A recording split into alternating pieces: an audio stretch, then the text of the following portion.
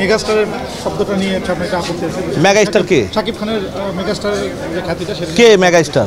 এসব ফালতু কথা আমার সামনে বলুন না। মেগাস্টার কি? মেগাস্টার আজকে এফডিসির অবস্থা নাকি? আজকে 100 হলের থেকে 60টা হল থাকে নাকি?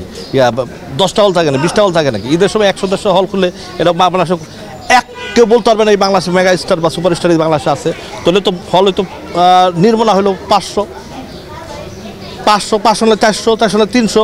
তো ওইখান থেকে হল এখন মাত্র 10-12 টাকা নয়। ঈদে খুলে হয়তো 100 ভাঙ্গাচোরা বেড়াটা গট্টর বস্তি টস্তি লয়া, ঠিক আছে? ঈদে খুলে 100। এছাড়া হল আছে কয়টা? একটা ভালো ঈদ ছাড়া রিলিজ করে না কেন ছবি? ঈদ ছাড়া রিলিজ করে দেখি তাহলে আমরা হল বাড়ায় না কেন হল? ঠিক আছে, এইটা তাহলে নাই।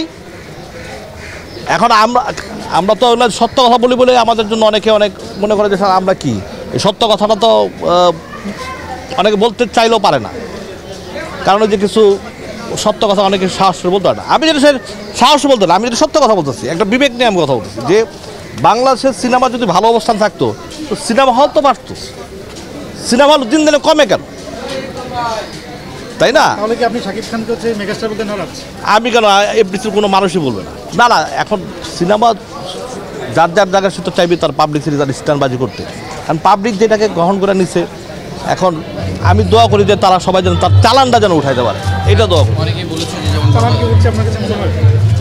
এটা বাংলাদেশে এখন 100 হলও নাই, 200 হলও নাই। এখন মানে যদি হল চলে গণমাধ্যম 10 থেকে 12টা হলে ছবি চলে, আর 18টা 19টা সিনেপ্লেক্সে চলে, তারপর আর হল কই। ভাই